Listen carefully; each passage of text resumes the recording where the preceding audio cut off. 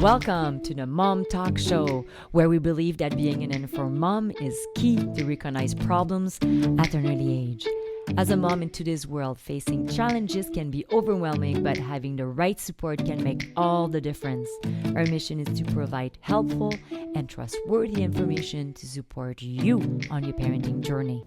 Welcome to Mom Talk, the talk show for mom. I'm Geneviève and I will be your host. Today we're talking about kids with learning disability in writing and in reading with Lucile Denys. Lucile is an orthopedagogue. This is a big word, right? I know. And she's a specialist in writing and reading. So welcome, Lucile. Welcome to Mom Talk. Thank you. It's awesome to have you with us. So today, if my child has difficulties writing or reading, does it mean that she has learning disabilities? So there's a difference between difficulty and disorder or disability. Difficulty is not persistent. There is a gap, could be a gap, but it's for a certain amount. And if you do extra help, it's okay at a certain point. But a disability in reading and in writing, it's persistent and it's neurological. Mm-hmm. And you need to do extra help with a specialist to help your kids. And so it could be a dyslexia or dysorthographia.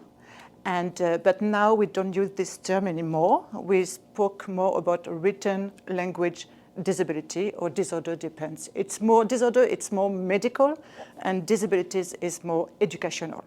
So for me, I'm using more learning disabilities. So to make sure it's a disability, we need to assess and to go to a specialist like a psychological, neuropsychological, or speech therapist to do an assessment. And they have a book called DSM-5, which is the Bible, kind of, and they have criteria. So it has to be neurological, it has to be persistent despite an extra help. Also, you can see that when the learning at school is coming, because it's reading and writing, and there is no other issues like low IQ or something like that. So it's quite strict, and they have criteria and they have a bench of assessment to do. And after that, they can say, oh, this is a learning disabilities in writing or reading, etc. So what should we observe in our child, like at home or at school?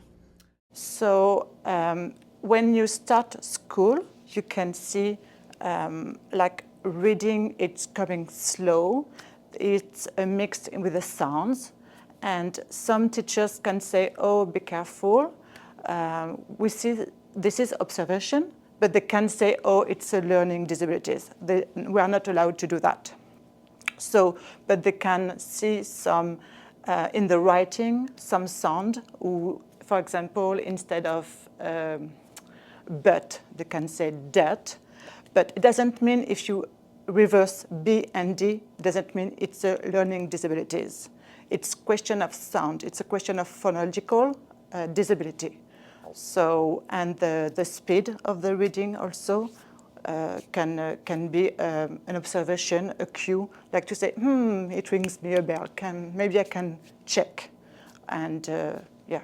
Mm-hmm. I mean, my child is 6 years old and is learning to read right now, and he is mixing up his B's and his D's, and I'm listening people around, and a lot of children are doing this. I think there's a learning curve. I don't think my child has like dyslexia because he's mixing his letters a little bit, but there's a point that you have to question this. Absolutely. And what is that point? So in grade 1, it's the brain, because the brain has to figure out because B and D, the shape, it's just a question of orientation.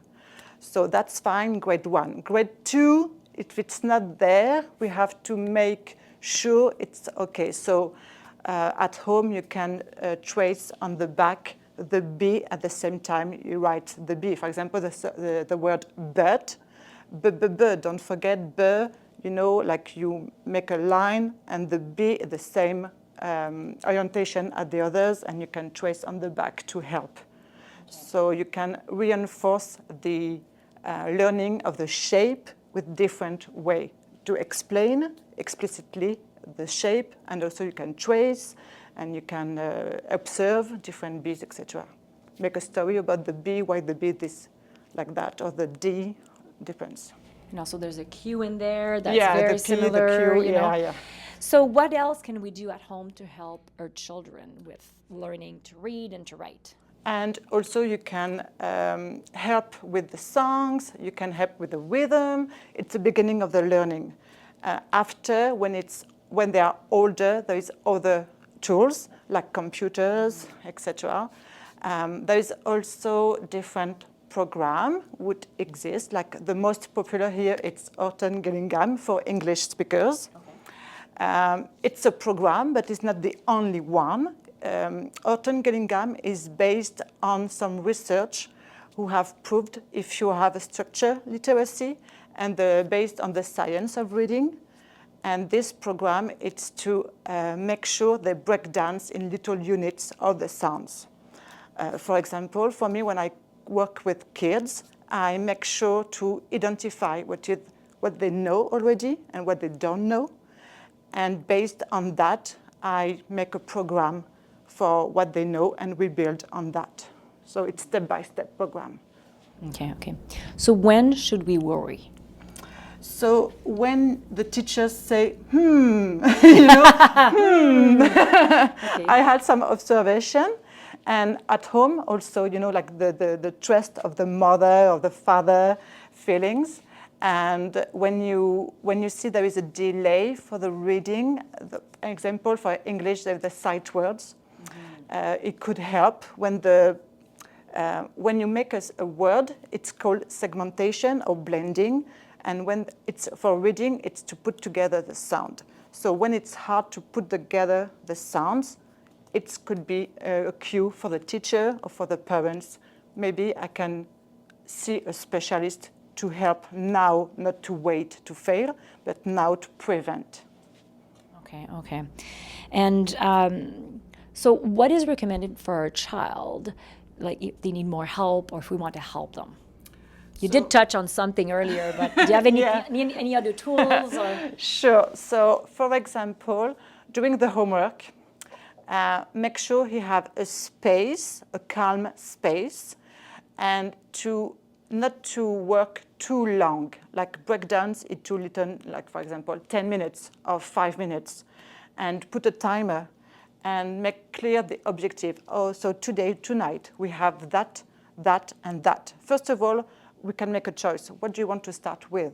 Oh, maybe we can start with that. Good. So we have 10 minutes to do that. After you can go to a washroom, take a drink, and come back. And we, like to break it to a little, because if not, the brain will be overloaded, and we don't know that. And reading and writing is not natural, so it takes a lot of energy, especially with the writing, because you have to think about the shape, the sound, to put together the sound, to respect the lines, etc. So there is many things to think about.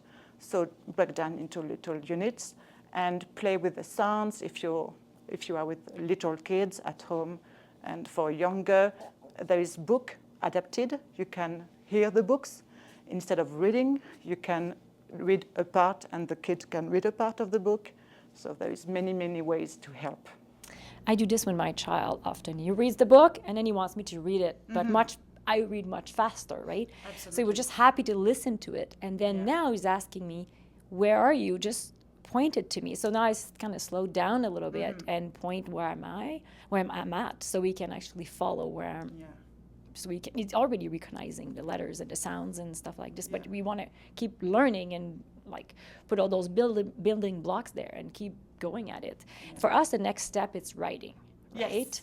So writing, I feel you have to know your base on reading first, and then after this you start. Or it goes together. Yeah, it goes together. Okay. Yeah, it's not because you're a good reader means you're a good writer. Because especially in English, there is more ways to write a sound. So it's more difficult. In French, it's also difficult, but in English, it's even more difficult. So to have a balance between writing and reading, it's good.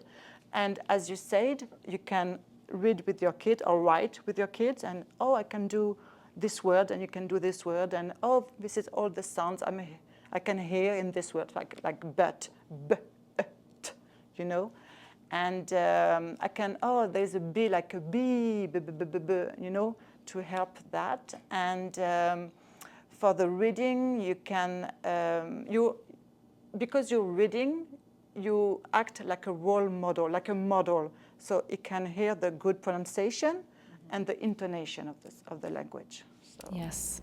And where to stop. Yeah, I know. So and when you learn another language, sometimes words blends together, and then it is difficult. I have experienced that also. But if you speak another language like English, it's a good base because the kids can transfer to a language to another language.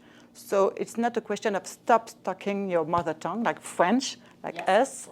It's a question of to show in French what is it, and in English, and there is some common words and common spelling rules in English and French. So it's a good background to use. Mm-hmm, mm-hmm. Well, Lucile, thank you so much for joining us today. Thank you. Where can we find you? So I have my own practice at Notre-Dame. So I work with kids who are learning French, like French immersion or French as a first language. I'm on my website. You can find Lucile Denys, Orthopedagogue. And Awesome. Well, thanks again. Thanks. Awesome. To contact us or to view all our available episodes, please go to our website at mom-talk.ca. You can also find us on YouTube at mom-talk, and of course at the YouTube channel Tri-Cities Community Television. If you're an expert, don't hesitate to contact us. We want to have you on the show. Mom Talk would like to say a big thank you to the Tri-Cities Community Television and La Société Francophone de Maillardville. If you know mom that would benefit from listening to this episode, we're inviting you to share it with her. Always remember, it's important to laugh, keep learning, cherish your village, and be true to yourself. I'm Geneviève Lefebvre. Thank you for joining us. Visit us at mom-talk.ca to access our podcast library and stay up to date with our latest content. Follow us on social media for more tips, hacks, and inspiration. Thank you for joining us on this exciting journey of motherhood.